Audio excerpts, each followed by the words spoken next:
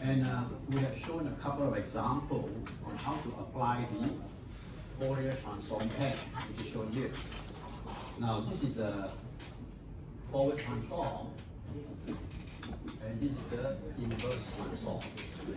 Alright, so you have this pair here. If you have a time domain signal xt, you can use this equation to obtain the Fourier transform of xt. And if you have the Fourier transform of a signal xf, you can use this equation to obtain your time domain representation. Now xf, we call it Fourier transform, and also we can call it spectrum. Alright, so the word spectrum and Fourier transform will be used interchangeably. Alright, now so we have shown two examples. One of them is the rectangular pulse, and the other one is exponentially decaying pulse, right? And we show you how to use this expression and equation to obtain the spectrum of these two signals. Now, supposing you are given, before I go on, over here I've written, all right, the Fourier transform or the spectrum as a function of angular frequency, omega, right? So these two are equivalent, except that this is written in omega and t domain. And you notice that the only difference is that there's a 1 over 2 pi here, all right? Other than that, okay, you can go there and change this f to omega and 2 pi f to omega. Now, we will not be using this for this course, but I just put it here in case you kind of do literature search or go to a wiki and all that and see, you know, some equation that look like this, right? You know that they're the same thing, okay? All right, so now I shall remove this or erase this from your memory. Okay, and we will concentrate on the f domain. Okay, if you are given a signal xt, and you know the spectrum xf, right? That means you know the Fourier transform of xt equals to xf, all right? The expression of xt and expression of xf. That means if you ask what is the spectrum of xt, you don't have to compute anything, you just say, okay, it's given. Now, supposing we did some time domain operation on xt. We have talked about time domain operations such as time shifting, time scaling, all right, and so on and so forth. All right, there are many time domain operations, but we just talk about a few that are kind of more useful, all right, as far as this module is concerned. Now, if you are given another signal yt, which is a time domain operated xt. Let's say, well, for example, x 2t plus 4, let's say. And if you want to find the spectrum of yt, of course you can take the expression of xt, all right, and compute x2t plus 4, and then apply this equation. However, if it is possible, all right, given the expression, if it allows it, you can actually use Fourier transform properties to obtain the spectrum of yt from xf directly without going through this equation, right? Any question? Do you catch what I'm saying? Huh? Yeah. Okay, what I mean is that supposing you have a signal xt with a known spectrum xf. Now I ask you to find the spectrum of another signal, yt, which is a variation of xt. You know that how yt is expressed in terms of xt. Now, if the operation here, all right, allows it, you can actually use a set of Fourier transform properties to obtain the spectrum of yt, that is yf, right, by doing some very simple arithmetic operation on xf. Okay, it means that you don't have to go through this expression again to find y. That means you do not have to obtain yf equal to integrate yt e to the power of minus j 2 pi ft dt. Right, you don't have to do that anymore. right? All you have to do is apply the appropriate Fourier transform property to the given xf to obtain yf. Okay, now over here we are going to talk about 9 properties of the Fourier transform, which can be used, all right, to perform such operation. Okay, of course, alright, it doesn't mean that you can use the properties to perform all kinds of operations, because if this yt here is a very complicated function of xt, then you cannot do it. All right. Later on, I will show you a lot of examples. For those of you who have gone through the notes, you will know what I'm talking about. Okay, now before we go on, some notations. We will use the symbol f, right? I use a curly f with some fonts, right? Okay, if you want to write it and you don't know how to write this, all right, you just use capital F, right? To indicate the Fourier transform operator. That means instead of writing this, all right, this equation, you just write Fourier transform operating on xt equal to xf.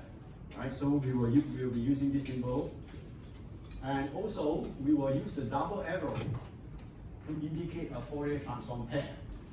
Right, supposing xt transform to, for example, okay, this equation, Fourier transform of xt equal to xf.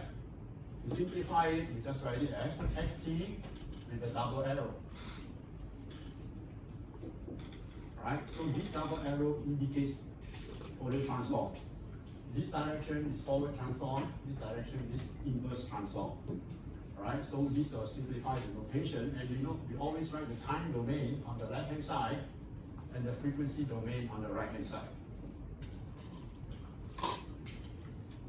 And the inverse transform, right, can be expressed in this way. Xt equal to f raised minus 1 xf. Okay, it's inverse transform. Alright, is that clear?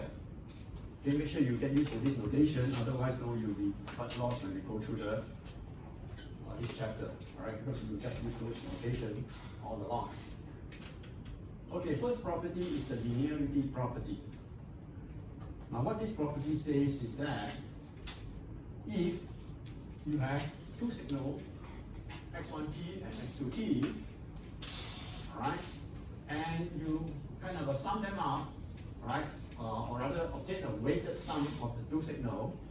That means you have a yt equal to, what did I use? A, right? ax1t plus, or alpha, okay?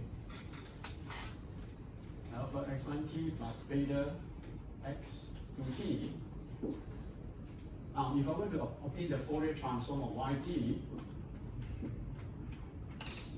that means I'm going to try to obtain the Fourier transform of this whole bunch.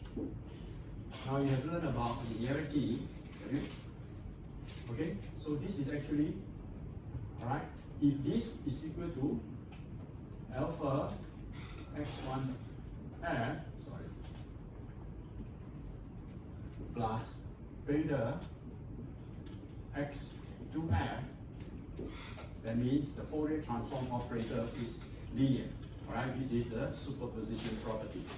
So we are saying that here, the Fourier transform is a linear operator. Therefore, you can actually obtain the Fourier transform of this whole thing by taking alpha times the Fourier transform of x1t plus beta times the Fourier transform of x2t. Alright, very simple property. Linearity. Okay, example. Now my example is on the next page. Okay, I copied all this right to the next page for easy reference. And this is a kind of a summary of what the linearity property is. Alright, so just kind of organizing this thing. Okay.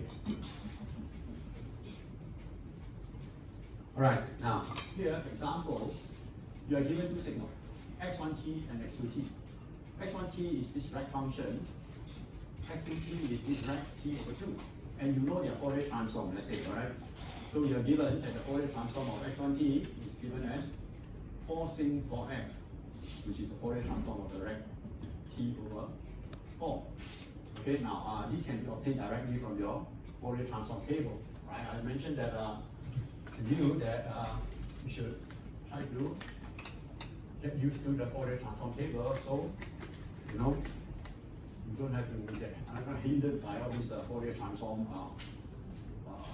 results. All right. For example, a rect t over cap t transform to a t sin. Right? So this formula is given to you in the table, so you can make use of that to find the Fourier transform. Now here is only 2 because we said it's given. So you're given these 2 transform pairs. And you want to find the Fourier transform of yt, which is 0.5 x1t plus 1.5 x2t. Alright, so according to the property here, it's very easy to obtain the Fourier transform of yt, right? Because that using this property, right, yf, which is the spectrum of yt, is simply 0.5, which is this coefficient of weight here, this weight, times the Fourier transform of x1t, which is 4 sin 4f, right? So you have this term, and then you take 1.5 times the Fourier transform of x2t, which is this, and add them up, right? And you get your result. Okay? Any questions? Then you don't have to go and really make use of the Fourier transform equations to go and compute this by integrating and so on and so forth. Right?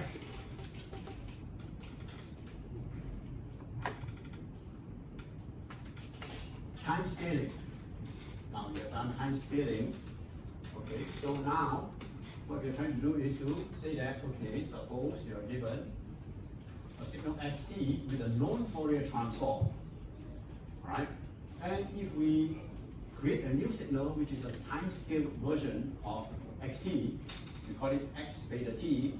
Beta is a constant, all right? We have done it before, right? Kind of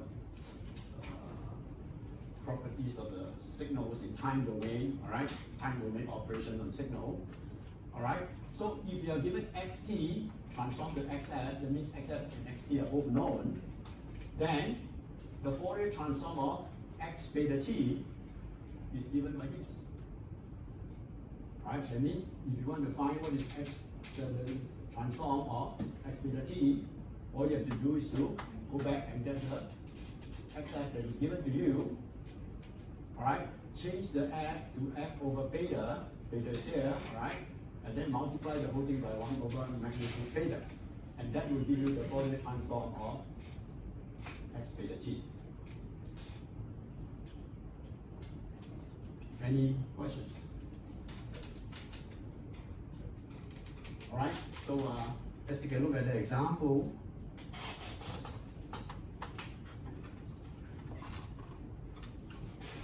We are given xt equal to rect t, simple rectangle, right? This. And then you are told that the spectrum of Fourier transform is sin f, which is this. So you can see that these two are a Fourier transform pair. Alright, then you're asked to find the Fourier transform of y1t, which is x 0.5t. So that means y1t is actually a time expanded version of xt by a factor of 2. Correct? Still remember that? Right? Okay? So now, y1t, if you plot it out, you will look like this. Okay? And if you apply this time scaling property, then the y1f, which is here, which is here, right? According to this property, you will be 1 over magnitude beta. What's your beta? Beta is 0.5. So 1 over 0.5 is 2, right? We have 2 And then XF, right? Let me see where the XF. Sig F. So we say the F, whatever inside this XF, change all the F in here to F over theta. That is F over 0.5. So you get 2x 2f. So this is the Fourier transform of y1f, which is given as a function of the Fourier transform of xt. Right? So you sketch it, you will look like this. Now you can see that y1t is the time expanded version of xt. And y1f is the frequency contracted version of xf. Right? You can see here, this is beta times t. Alright? Okay? Now here is 2 times f. So this is expansion. So this contraction, that is expansion. Beta is less than 1. You still remember? Time domain operation. Okay? Alright, now, then the next example is, now we have a y2t, which is a time compressed version of xt. That means y2t is, let's say, x2t. Alright, so that means, alright, y2t is actually xt contracted in the time domain by a factor of 2. Alright, so it becomes like that. And if you apply this formula, you will find that spectrum of this is 0.5x 0.5f. So you can see that, alright, the original xf, alright, now becomes x 0.5f. That means, alright, this spectrum here is expanded in the frequency domain by a factor of 2. Okay, so you can see that, alright, in general, time spread is inversely proportional to frequency spread. Okay, now let me ask you, this thing tells StarHub and all that they're trying to sell you broadband service. What do you mean by that? What do you mean by broadband service? Nobody sells you narrowband service. Why the frequency of it What do you mean? What do you mean wideband? or more devices? Is it like how many megahertz and all that? Right. It's a data rate. You see. Alright. The information coming to you is in terms of binary signal. Right? So it's like that. Okay, maybe a minimum. Right? Now, for a very simplistic view, it's not so simple, but we simplify it. We say that, okay, the binary signal coming to you are in the form of string of pulses, right? Rectangular pulses. Okay, you have 10 pulse, this movement is another pulse, right? And okay, so you randomly you will produce this binary signal. Now, so in order to have high data rate, the pulse must be very narrow, correct? And if the pulse is very narrow, you can see that if the pulse is narrow, the bandwidth is wide. Right? Now, if we send you a very low bit rate kind of a service, give you such a low bit rate service, such as the pulse is so wide, and then the rate, and then another one, and then the pulse comes. Right? Then you can see that the pulse is very wide, and if the pulse is wide, the spectrum becomes narrow. So that is narrow band. Right? So when you sell you broadband service, another word is high data rate. Okay? So there's a duality here. Okay? If you expand the signal in the time domain, the spectrum gets contracted, and vice versa. Any questions? Okay, duality property. Now, duality property states that, alright, you can actually interchange the position of these two. Alright. Here, I will show you an illustration, alright, of what duality property is. Of course, the notation is here, alright. Okay, if you have xt and capital XF is a Fourier transform pair, you can actually bring the capital XF over to the left hand side by changing the domain. Right? Because we say that on the right hand side is the frequency domain, left hand side is the time domain. So if I bring it over and change the f to t, this becomes a function of time. The form of the shape of this function is the same, but it's just a function of time, right? Instead of f. And then you bring this over to the right hand side and change the t to minus f, right? And these two will form a Fourier transform pair. Okay? Now, doing so, you see that there is a minus sign here. Right? It's optional whether you want to put a minus sign here or here. Right? You cannot put both, or you cannot reflect the minus sign. You have to negate one of the domain. Right? Here we show that it's minus f. Another way of doing it is here. Right? Negate the t, leave the f alone. Right? So this is called the duality property. Now, what's the use of it? Supposing you have a Fourier transform table, let's say, all right, you know certain Fourier transform, all right, you know xt transform to capital XF. Let's say this example, all right, I'll go to the next page later. Let's say xt is this half tri t over 2, and you know that the Fourier transform is sin squared to f. Now I say, oh, why didn't you try to compute the Fourier transform of sin squared 2t is the time domain. What's the Fourier transform of it? If you try to compute the Fourier transform of this using the integral, you will be having a hard time. You might not even be able to compute it, right, by hand. All right, maybe you have to do numerical integration. However, with this property, you say that okay, now since this sin squared 2t has the same structure as this except for the domain, I'll just bring this over to the time domain and bring this over to the frequency domain, and I get my transform. All right? Okay, let's look at an example. All right, let's say you're given xt is a tri-function plotted here. And if you go to the Fourier transform table, you should get the result. Sin squared 2f. Alright, so you plot it here. This is the sin squared 2f. Okay, now you want to find sin squared 2t. So what we do is, alright, we bring this sin squared 2f over to this side, so it becomes sin squared 2t, right? This is a double arrow, double arrow. Okay, and then we bring the tri over to the right hand side, it becomes a function of f. And now we can negate the t or negate the f, doesn't matter. Right? Let's say we negate the f. Alright, now here, you know that the tri function is a symmetric function, an even function.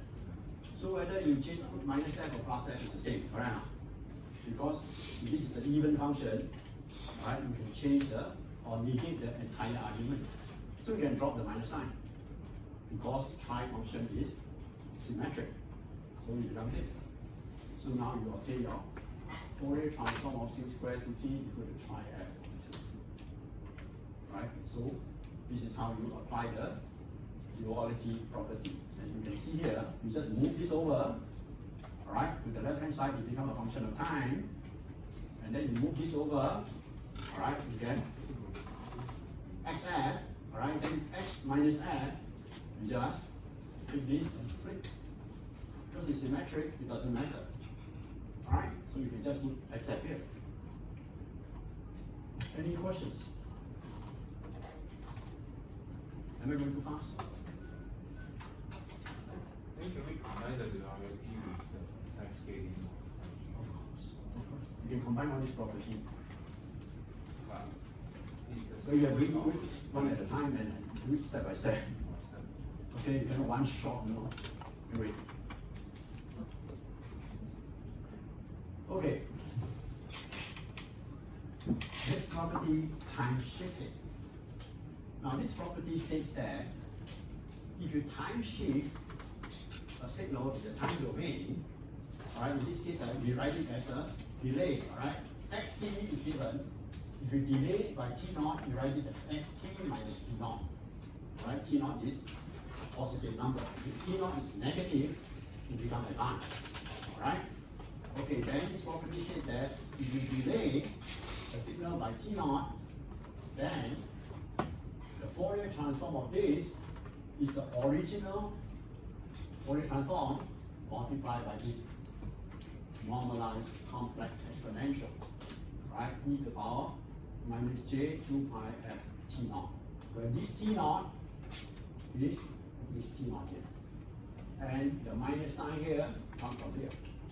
If this is a plus, then this should be a plus. Okay? So this is the time shifting property. Okay, here, this part here, alright? Okay, this is advance and delay, alright? So it depends on how you write it. If you write it as Fourier transform of xt plus t naught, that means t has been advanced by t naught. So over right hand side, on the right hand side, okay, you have a plus sign. Okay? Example. Alright, you're given this xt, which is the exponentially decaying function, e to the power of minus t ut, right? So we plot it looks like this. And we have already computed the Fourier transform of this sometime earlier, right? And we are not going to do that again.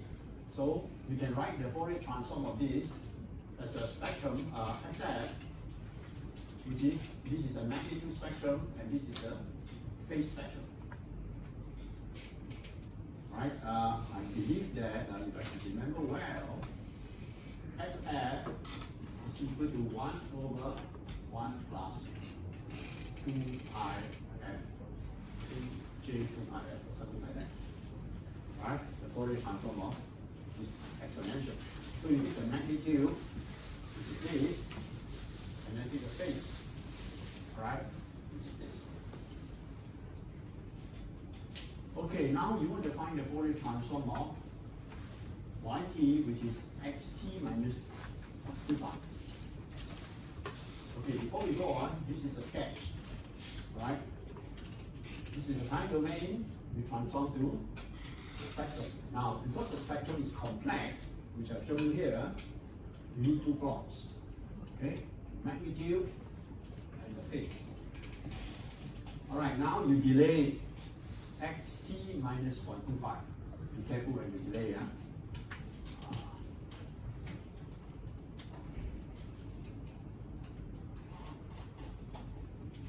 You see, what you have is originally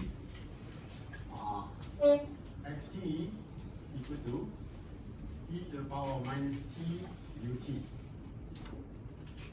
Now, in the past, students tend to make this mistake, right? Some students, not all, right?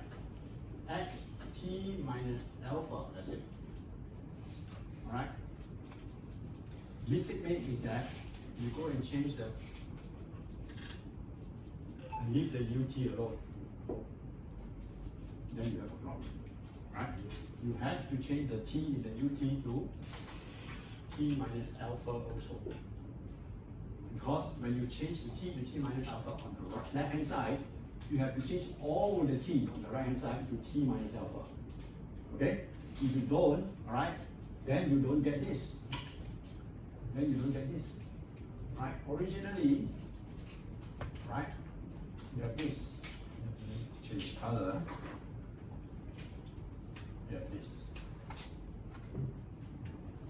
Right? If you don't do this, because ut, then what it means is that, right, this part of the curve, now you're shifting only exponential. So you shift it, and then it becomes, let me hold it somewhere. So you can see that it becomes that, and you get this. Right? Instead of this whole thing shifted together with the unit step. You know what I mean? Anybody have doubt? You want to clarify again? Alright, so remember, whatever you change on the left hand side, you must change on the right hand side, right?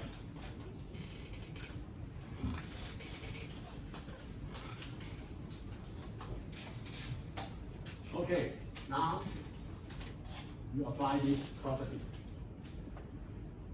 Okay, so the Fourier transform of yt, which is yf, will be the original xf.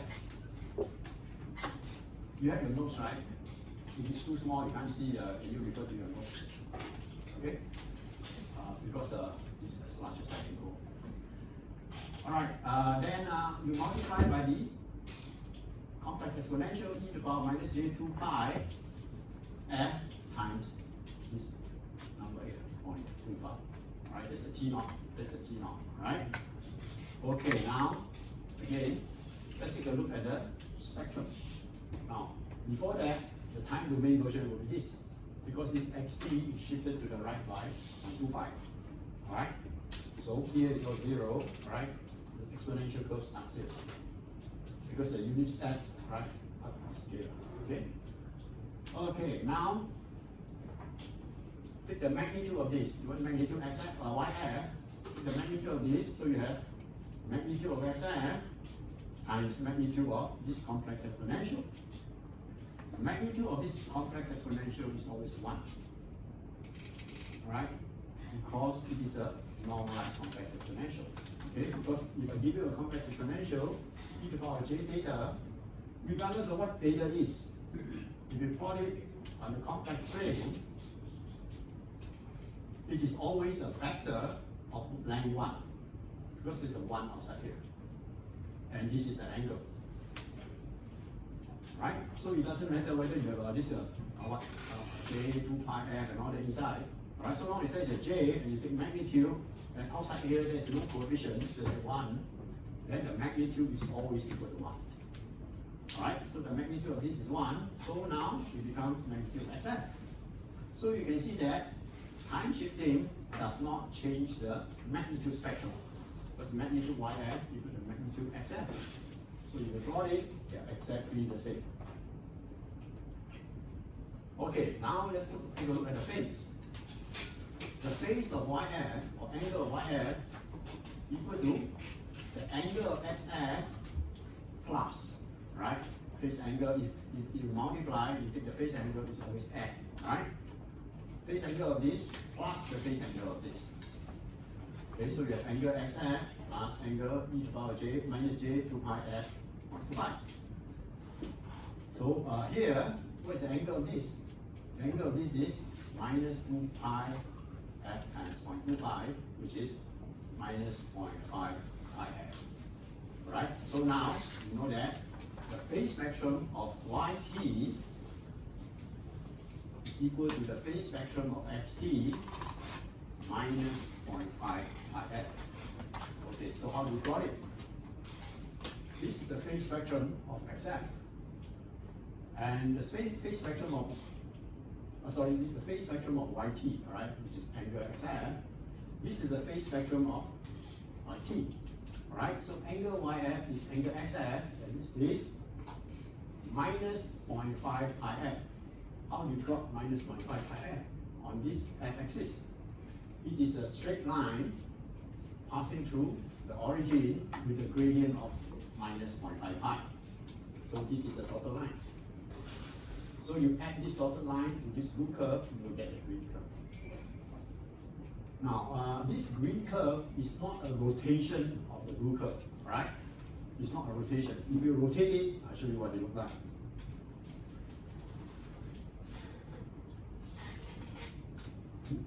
Oh, I don't have it here. Oh, okay, it's, let me see. Right.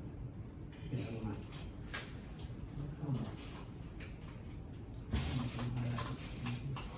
Oh, all right.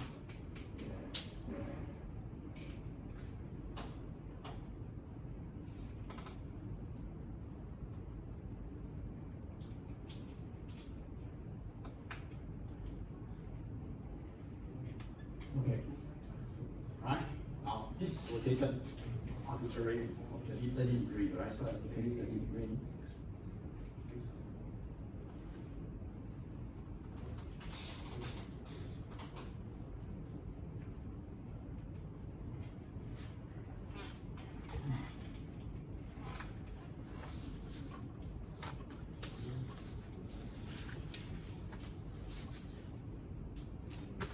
Okay, this is rotated, right? And you bring down.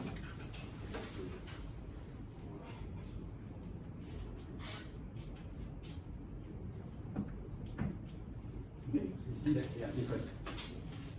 Okay, so this green curve is not a rotation of this blue curve.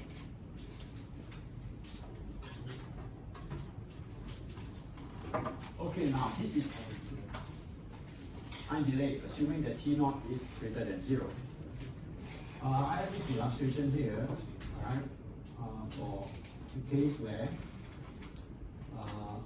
there's a plus sign instead of minus T0, there's plus T0, right? You see here. Okay. So if yt equal to xt plus 0.25, then this curve here will be moved to the left by 0.25. And the corresponding spectrum is given here. Because the phase now is angle yf equal to angle xf plus 0.5 pi f. Alright, if you plot plus 0.5 pi f, it will be this dotted line. If you add this dotted line to this blue curve, you will get this blue curve here. Okay? Any questions? Will exam ask what drawing? Huh? In exam, will they ask you drawing? You won't ask you to draw the scale, you want to sketch it. But I don't think you will ask you to draw this. Whatever you draw, always triangle, rectangle, and all that. Or maybe just a single function. Even single function, you just sketch. Just kind of indicate the important dimension. That's all. So long as you give enough information in the curve or in the plot that people can use the information to plot it out, that's fine. Right? The one thing I draw a rectangle, or I draw a triangle. Right? Even you draw it like that. Right? Don't purposely do it, just in case of that shape, whatever you draw. Then you just say, oh, this is 0, this is 4, this is minus 4, and this is 3. Right? It doesn't matter. Anybody look at the dimension and plot it out. Okay? So that's why I say that sometimes you see questions that label all your axes and all that, right? Label your drawing, and you don't have to do anything. Okay, no questions? Frequency modulation. No, sorry, frequency shifting, and in the time domain it's called modulation. Now, frequency shifting is used a lot in electronic communications, right? Your handphone signal, all the wireless signals are modulated right before they are sent to you. Okay, I'll explain to you why I say that later on. Let's go through this first. Now, if you are given an xt, all right, and now you want to find the Fourier transform of xt times this complex exponential. Now, xt originally, let's say, is a real signal. But once you do this, xt times e to the power j 2 pi f naught t becomes a complex signal. And it says that if you do that in the time domain, in the frequency domain, the spectrum will be shifted to the right by f naught. F naught is this value here. Now, f naught is a number, not a general frequency variable, all right? Okay, so this is a time domain, right? So t is a variable, f naught is a parameter or constant. Okay, so this is a frequency shifting property. That means, all right, original xf, now you shift the xf by f naught, right, to the right. And in the time domain, it is equivalent to multiplying xt with this complex exponential. Okay, example.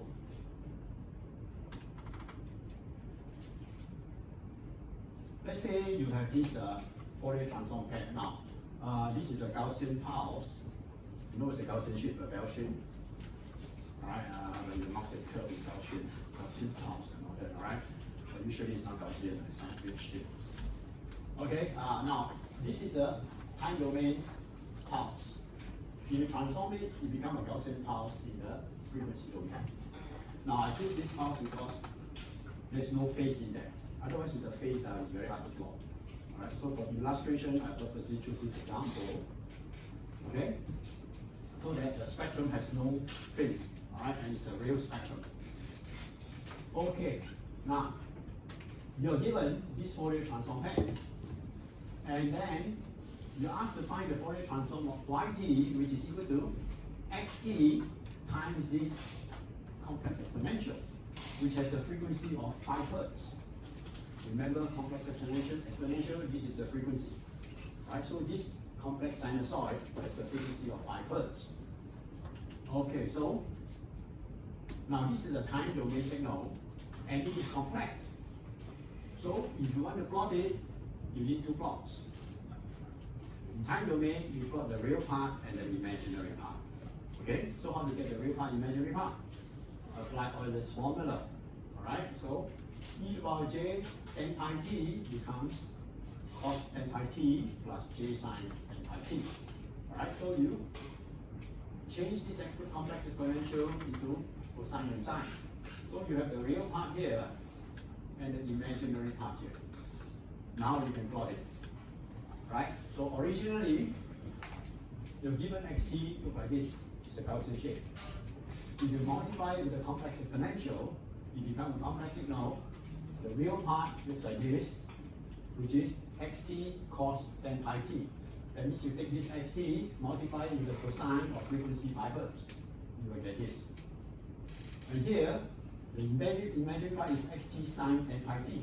So take a sine function of frequency 5 Hz, multiply with this, you get this. Right, so this is your yt. Real part, imaginary part.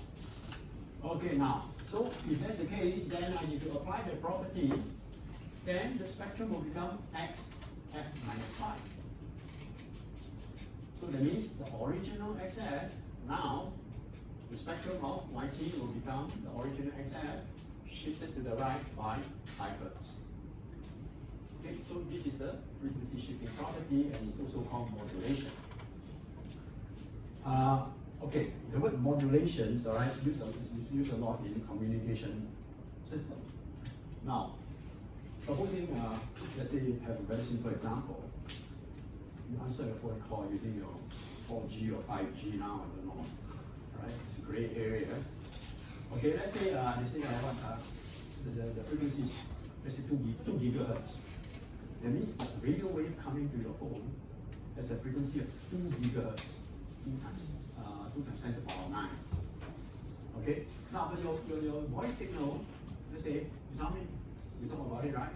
Bandwidth 4 kilohertz. Right? So okay.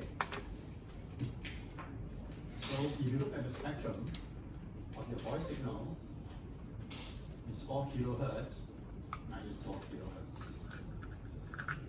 This is the frequency domain. Now, before the transmission of this, you see, if you try to transmit this over a pair of wire, it's fine, you know, microphone and wire, you can put oxygen, amplify it, right? But wirelessly, it will be difficult. Because, right, if you want to transmit this wirelessly, your voice, you have to build an antenna that can effectively radiate that signal at this frequency. And the antenna size is inversely proportional to the frequency. If you want to build an antenna to radiate 4 kilohertz, I think it will be miles and miles long. Alright, so you have to reduce the frequency, alright, because the antenna size is proportional to, let's say, half wavelength.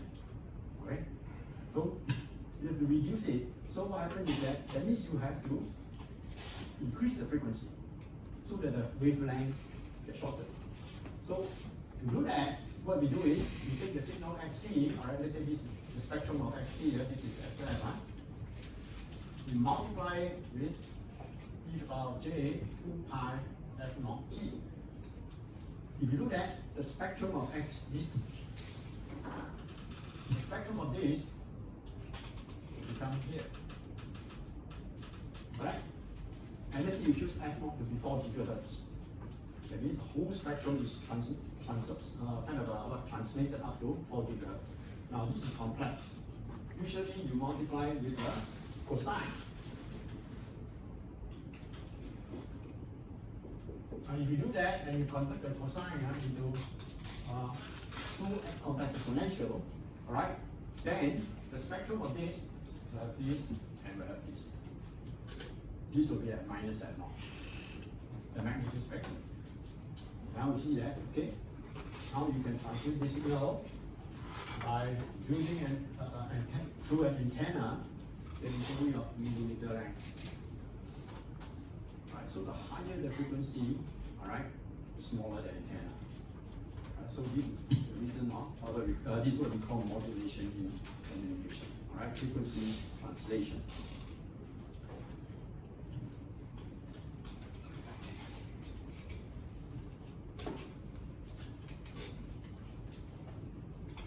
Any questions?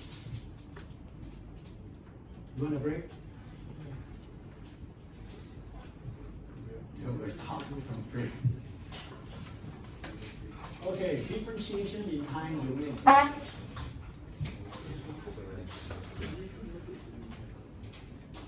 Now here, it says that if you have a signal xt with a spectrum xf, and if you differentiate the signal in the time domain, that means dxt dt, then in the frequency domain, the spectrum will get multiplied by this factor here, j2 pi f. Right? Okay, before I go on, I've kind of given you all these properties without any proof. Okay? I have a set of proof, which I did not kind of put in the notes, because I do not want you to kind of have this feeling that this is a mathematics course. Right? Okay, we want this course to be an applied mathematics course. You have to apply whatever formulas you have. But if you want to know how to prove all these properties, send an email to me. I'll send an attachment to you with all the proof, okay, of the 9 properties. Okay, I just do not want to mind because I know student psychology. See, oh, it's there. Got to study. Exam, I must study everything. So, actually, we won't ask you how to prove it. Okay, so, right, you kind of the agony. I just leave it alone. Right? If you want it, let me know. I'll give it to you. Okay. All right. So this is the differentiation property. Example. All right. Very straightforward. All right. You differentiate time domain in the frequency domain. You multiply by j2 pi f. That's it. Right. Again. Example.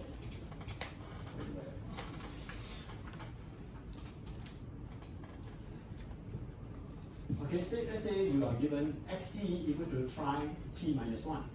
So it's a triangle of width 2 shifted to the right by 1 unit. It's this. And you know that the Fourier transform is sin square f times e to the power minus j2 pi f. Right? It's given. Okay, now we want to find the Fourier transform of yt, which is a derivative of xt. So you apply the property. So the Fourier transform of yt will be j2 pi f times xf.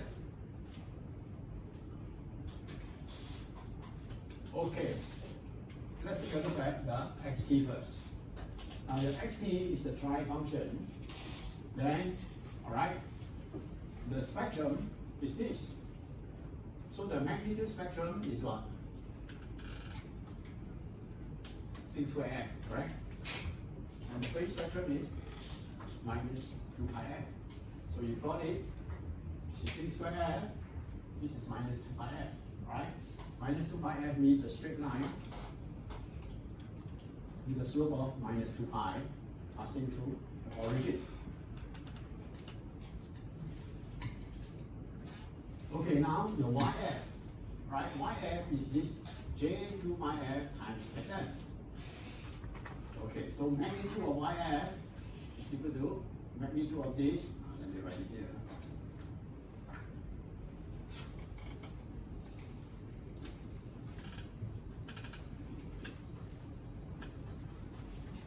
Right?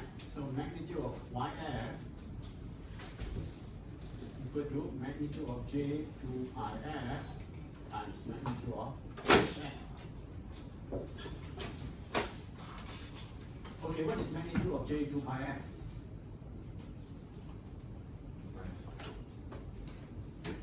Two pi, magnitude of J is equal to 1, right? 2 pi magnitude f. Correct? Right, you plot it into like this.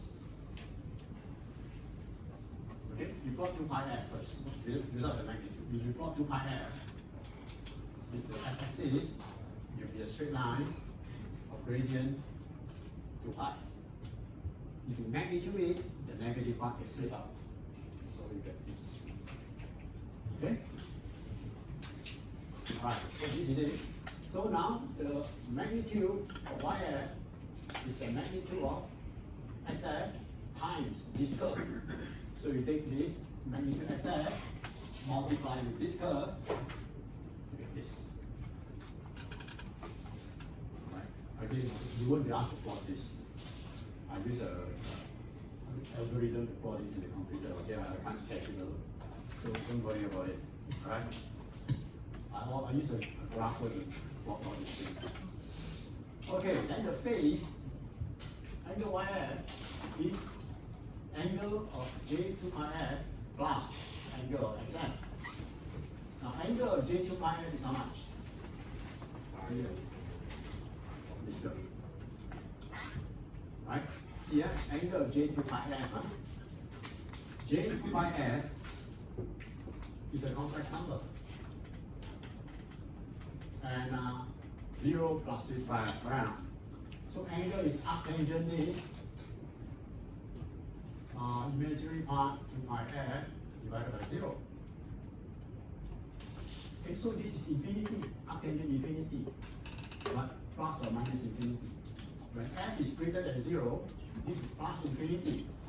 So when f is greater than 0, arctangent plus infinity is 0.5 pi. Right? When f is less than 0, this argument here is minus infinity. So f less than 0, arctangent minus infinity is minus 0.5 pi. Okay, so you plot it like this, and you can shorten it, write it as 0.5 pi sine signum f. You remember the signum function? The signum function is like this.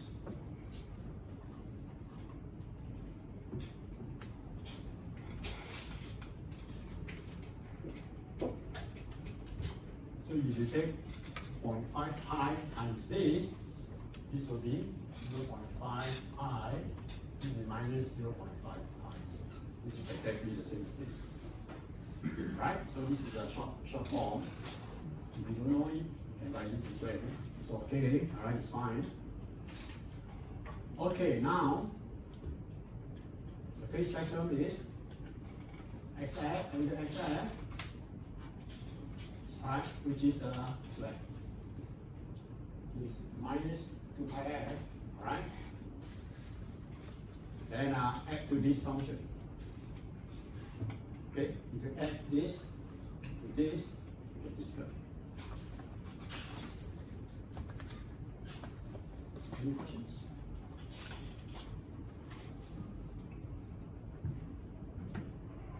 Okay, now not to worry too much about all this example that I show you, right? This is just to illustrate the underlying concept of the property. All right. Of course, we will not ask you to go and sketch this thing. All right. But just know how to apply the property. Okay. Any questions?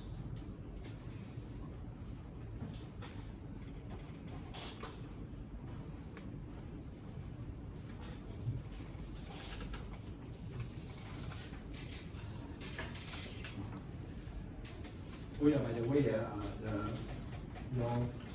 your assignment grade has been released in the Luminous, right? So go and check it.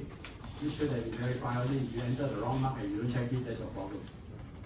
If you have 40 marks, you get 25 enter into it. You don't check. Later on, when the exam time is near, these marks will be uploaded to the what you call the IMMS, the database for all the exam marks. Once uploaded, cannot change anymore. Alright, so go and verify it. I already written you the scripts. Alright, check whether your marks has been entered correctly or not.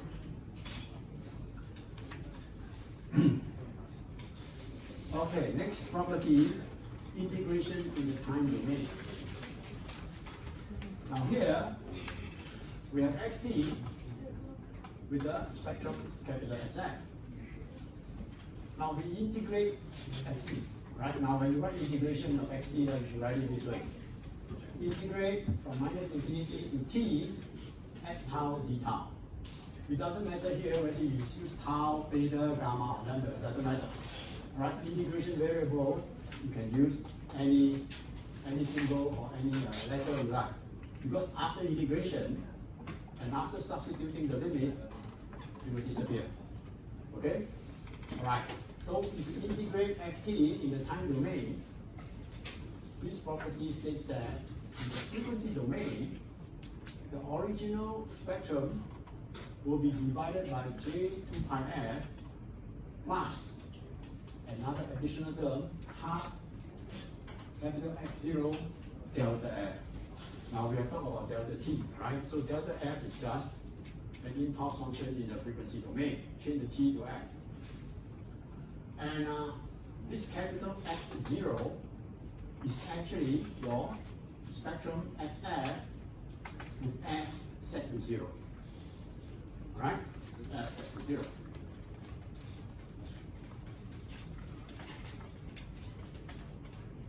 Okay, now here I'm showing you, alright, what's the meaning of capital X0? Xf, using the Fourier transform equation, or inverse Fourier transform, this is a forward Fourier transform equation, is integration xt e to the power, oh, something is wrong there. There's a minus sign.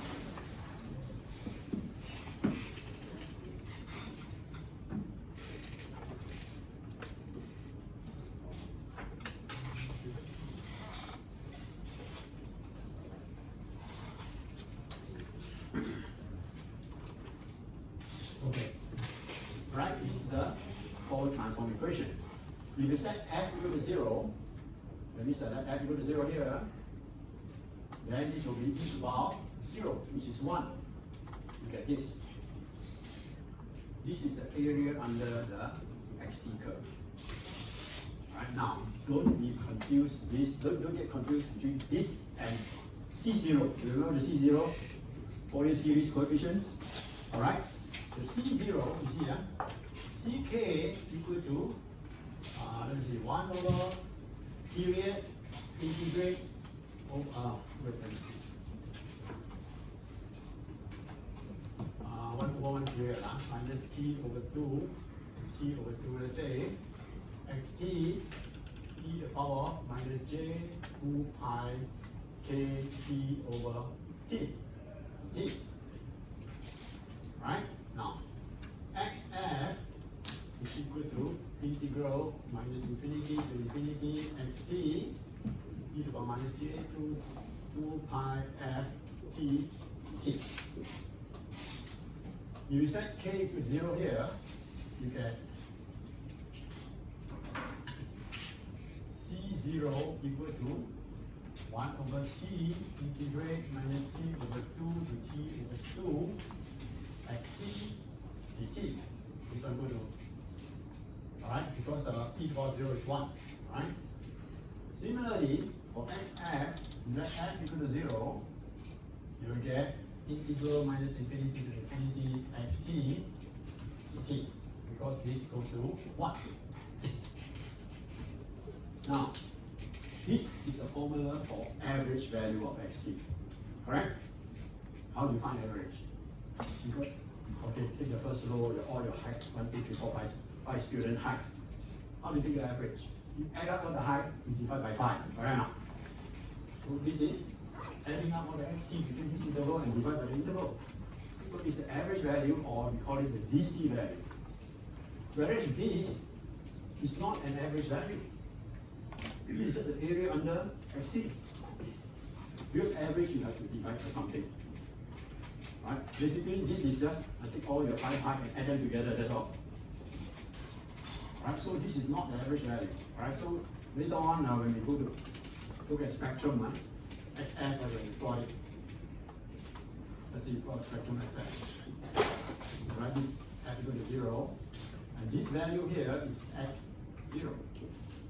And this is not the average value of the signal. Okay? But if you plot the CK,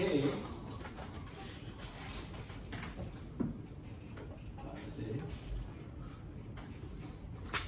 this is 0, alright, this is maybe 1 over t.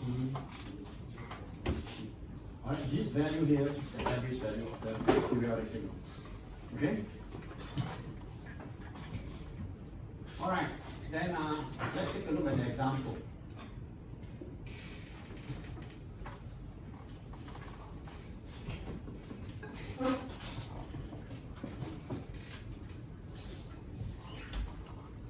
Okay.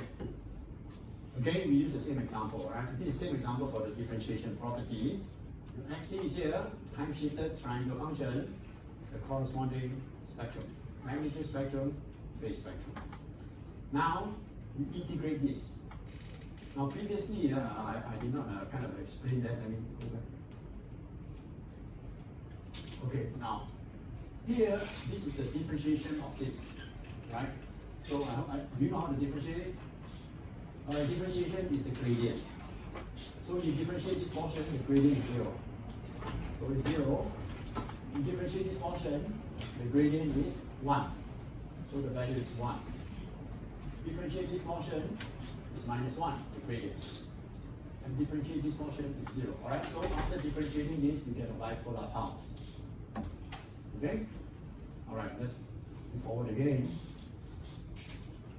Now, when you integrate this,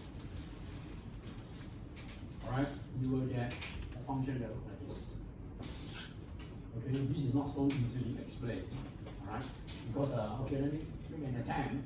If you integrate this, right, you add up the area will start to increase, right, at a larger rate, right? So you see when it starts to increase and then the rate go up. And then after that, right, the incremental area starts to go down, right? So the rate of increment go down. And then finally, when you reach here, it saturates, that means you have integrated the whole triangular. If you go further, there's no more additional area to be added. So you stay horizontal. Okay, something like that. Alright, now, so yt, alright, we say that the spectrum of yt is 1 over j2 pi f times xf plus half x0 delta f. Okay, so let's take a look at the magnitude spectrum. Magnitude of yf, which is the magnitude of this, I'm going to write it down, it's too small.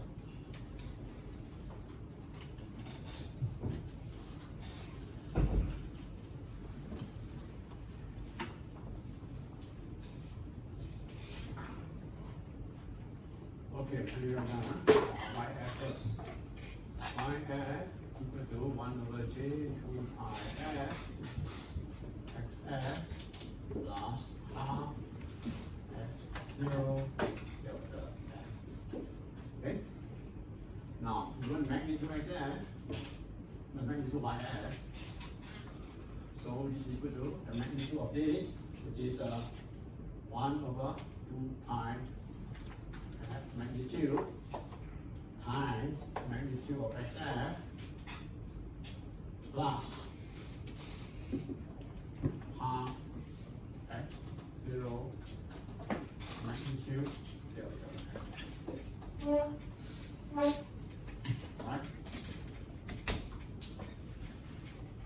Okay? Alright, now, what is x0? X0, you don't look at xf, right? Xf is over here. When f equal to 0, you have sin square 0 e to the power 0, which is 1. Right? Sin 0 is 1, sin square 0 is 1.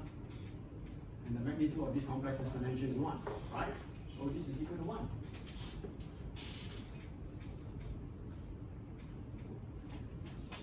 Right? Delta f is always positive, so only the magnitude.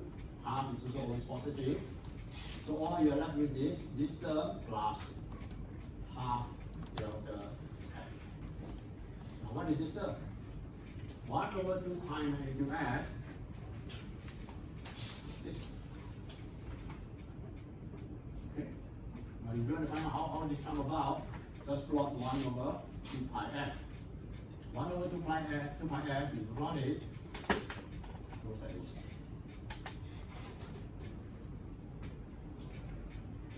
Right, because f tends to 0, this thing tends to infinity. Alright, if f tends to 0 from the right hand side. If f tends to 0 from the left hand side, this whole thing tends to infinity. Okay, and f equal to infinity is equal to 0, equal to 0. Alright, then you magnitude it, you just split this part out. Right? So we have this.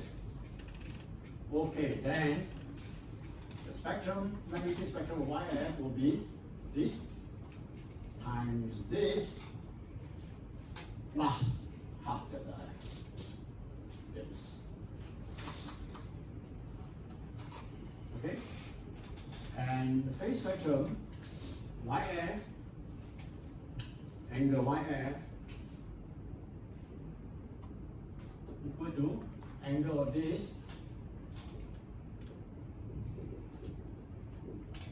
plus angle of XF plus angle of this. This is all real, so the angle is 0. Right?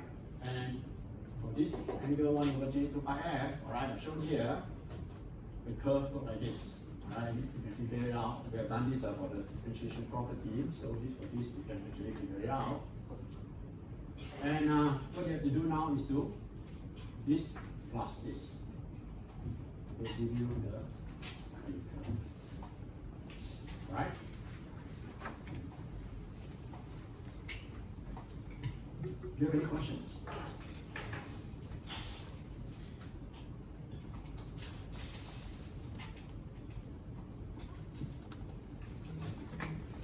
These two are very important properties, and later on, when you go into systems, right? Systems, and also go into sampling, right? You'll use this a lot. Okay, especially when you talk about sampling, alright, it involves multiplication and convolution. Okay, now convolution in the time domain. We have talked about convolution, right? Remember, temporal operation or time domain operation on signal. Right? So I will not repeat the kind of mechanism of convolution anymore, right?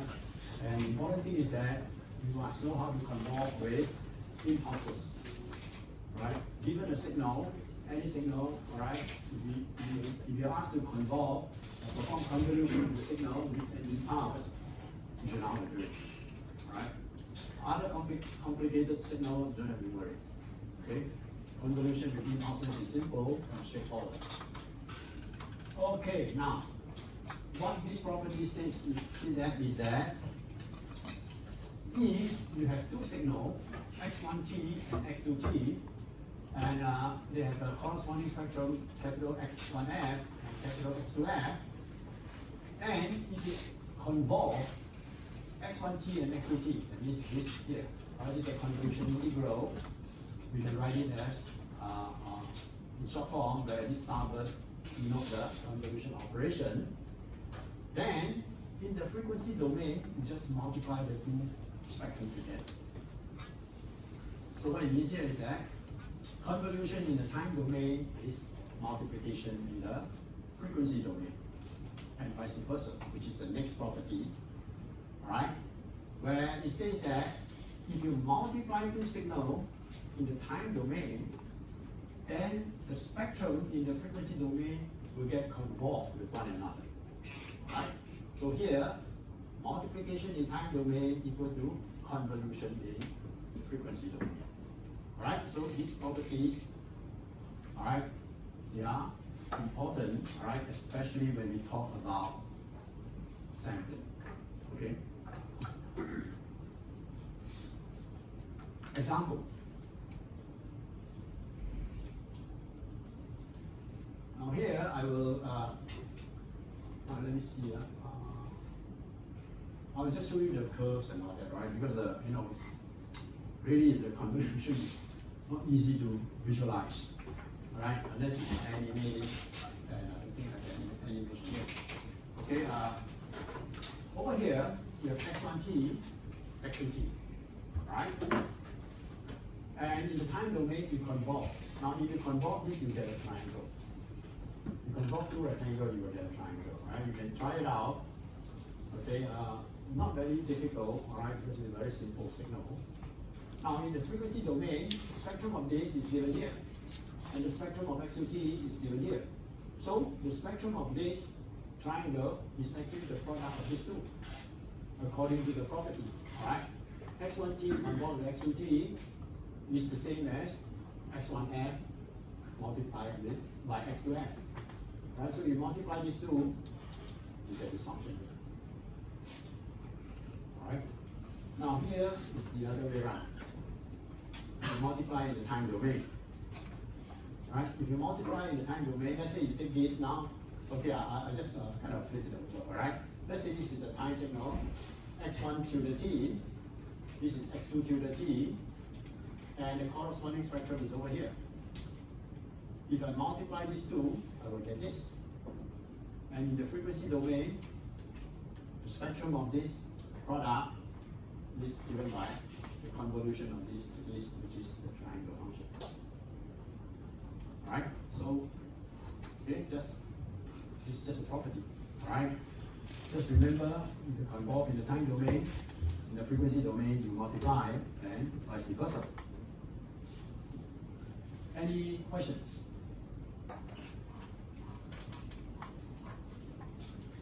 Well, if you can finish fast, then I think I'll leave the 13, the 6 weeks, right? Maybe we have some time to do some revision, right? And also one more thing, I will not be going through the math assessment, right? Since I think most of you score full marks. Alright, so, alright, for those of you, alright, if you want, if you kind of get some of the problem wrong, I put some remark there, and you still do not understand how to solve it, then you can send me an email, alright? So I will explain to you individually, instead of spending time here going through all the problems that the majority of you have already solved them. Okay, now this here we have these. I think we can finish section 4.3. Okay, here we talk about spectral properties of real signals. Okay, so far we have kind of talk about real and complex signal, alright, mixture of them.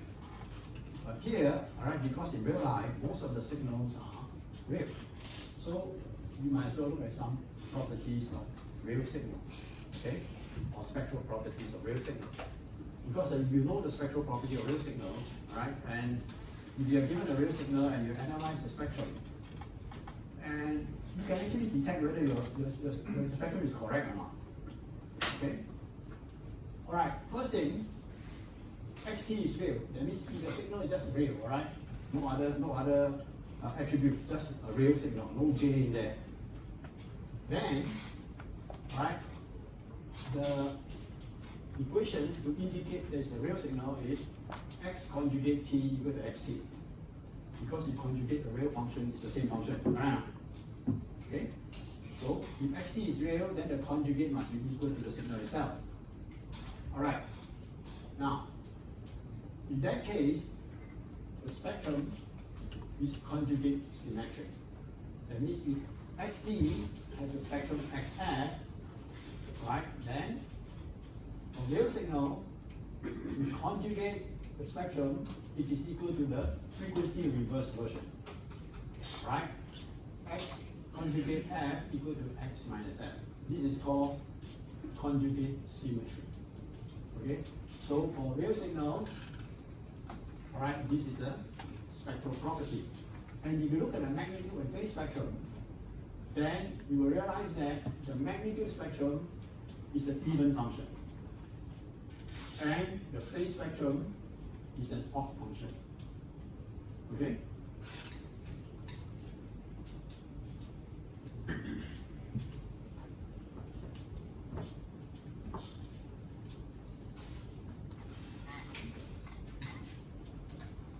The even function is a symmetric function about 0. Right? Whether it's time or frequency doesn't matter. Right? If it's an even function, then it must be symmetric. That means if you flip it about the x equal to 0 axis, the shape doesn't change. That's an even function. An odd function is one that is anti-symmetric, right? Supposing it's like that. If anti-symmetric is, alright, if you flip it about the vertical axis and then flip it about the horizontal axis, you get the same curve. Okay? Alright?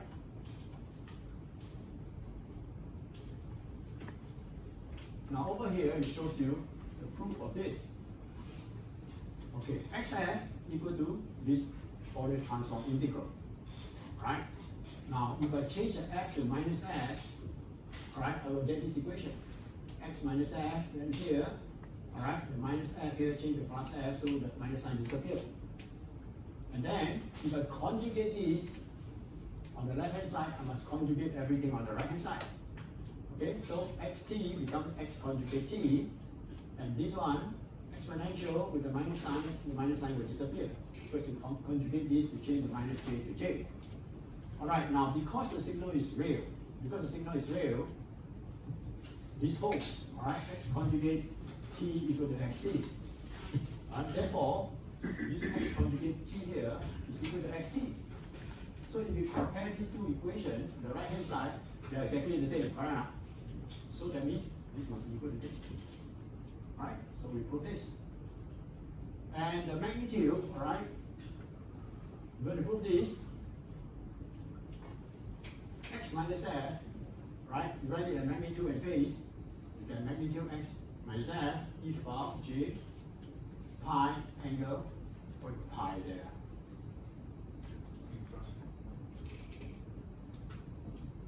Why do I have pi there? I think the pi is redundant. Any reason I have pi there? Can we see?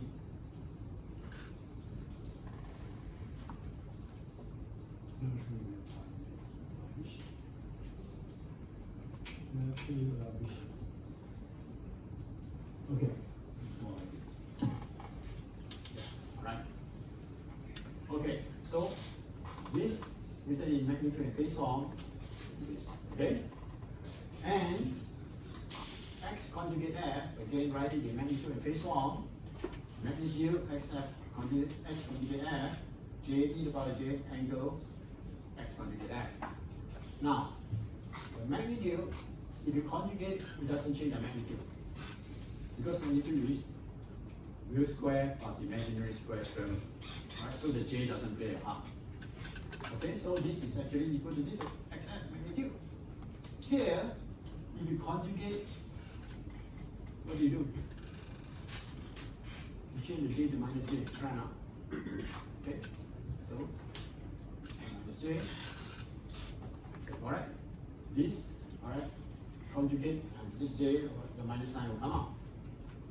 Okay, now, because of this, let me see, this, because of this, you say that x conjugate, oh, sorry, okay, I see x conjugate f equal to xf, then angle x conjugate f is minus xf, right? So, this becomes this.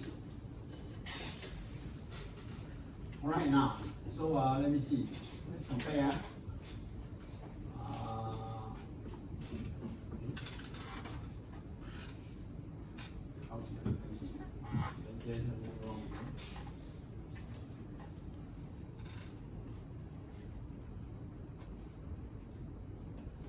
X conjugate f equal to x minus f, how do I conclude that?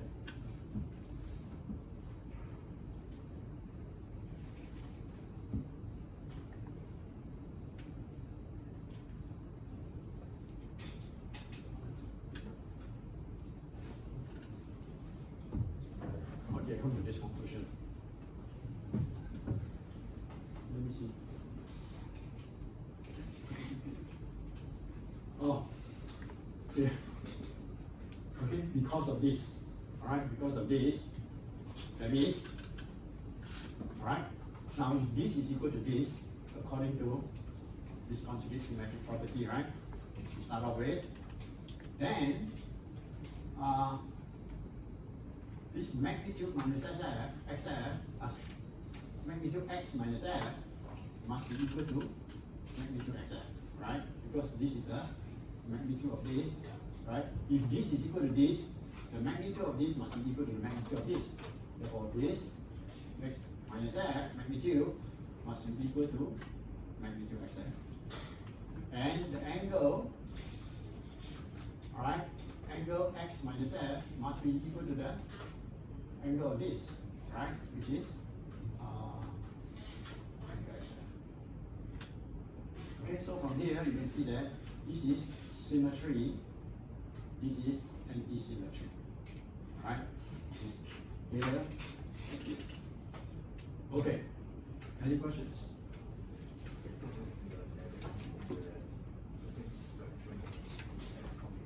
Which one? Which one? Negative y. No, because you conjugate this, the minus disappear. You have to conjugate both. Here is here, x is this, right? X conjugate f, you conjugate xt. Like this. You conjugate this, you change into what? The minus change into j. So the disappear. You said that there should be a minus sign there. Are you seeing that?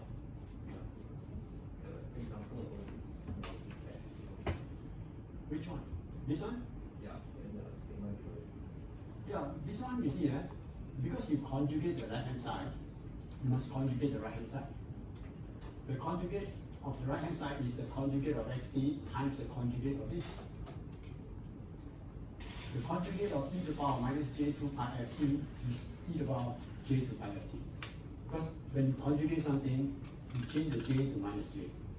Right? So the minus sign disappears. Okay?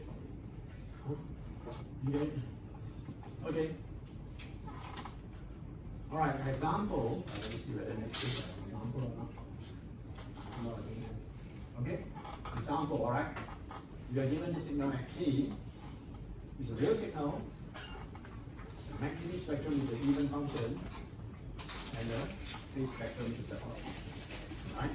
Test it, even function, you flip it about the vertical axis, no change in shape. This one, you flip 2 times. About the vertical axis, about the horizontal axis, you come back to the same shape. Right? So this is the odd function.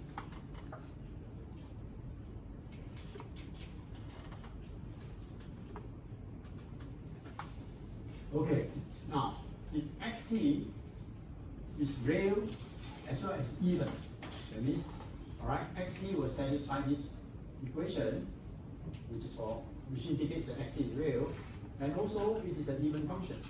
That means x minus t equal to xc.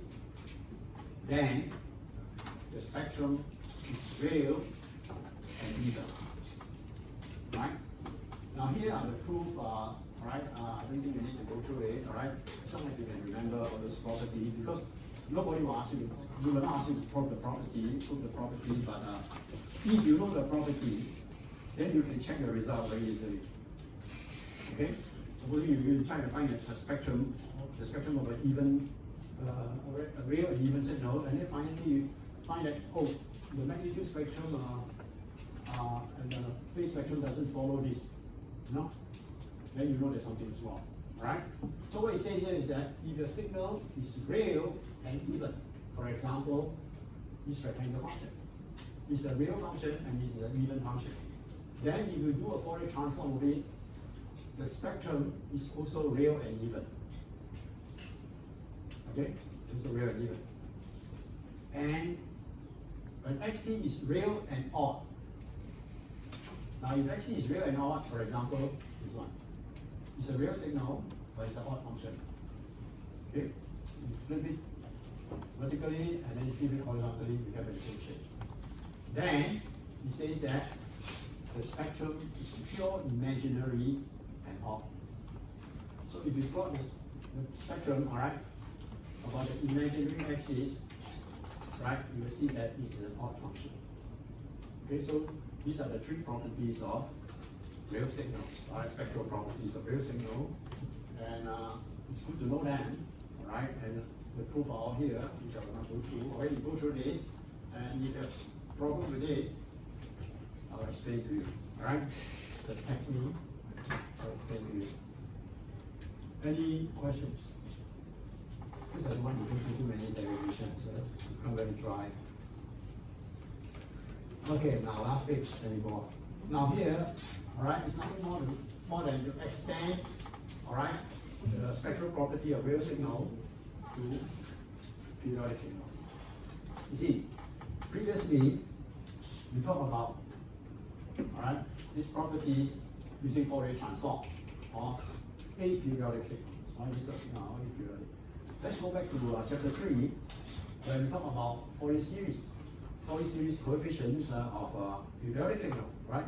Does this property extend to real periodic signal? Yes, it does, right? Okay, now if the periodic signal is real, then the CKs are conjugate symmetric, and the magnitude is an even function, phase is an odd function, okay? And if a periodic signal is real and even, then CK, they are real, right? You remember we compute the square wave, which is an even function, and you can see that the CK is an even function, and also a real function, right? And if XPT is real and odd, then the CK is pure imaginary, and it is an odd function. Okay, now this is the property of a pure imaginary function, right? Let me go back there. Okay, now we say that if a function is pure imaginary, let's say you're getting XF, right? You have XF. Right, XF is pure imaginary, then X conjugate F must be equal to minus XF. Can you prove that?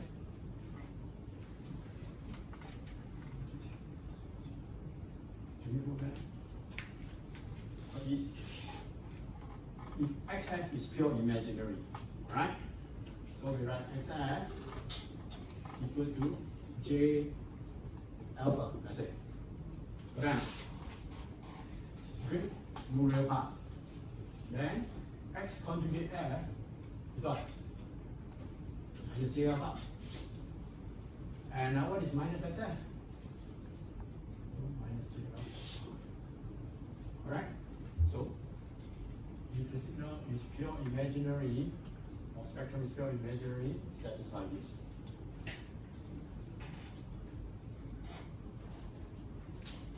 Any questions? All right, if not, I pass the benefit around, sign the name, then we can go off.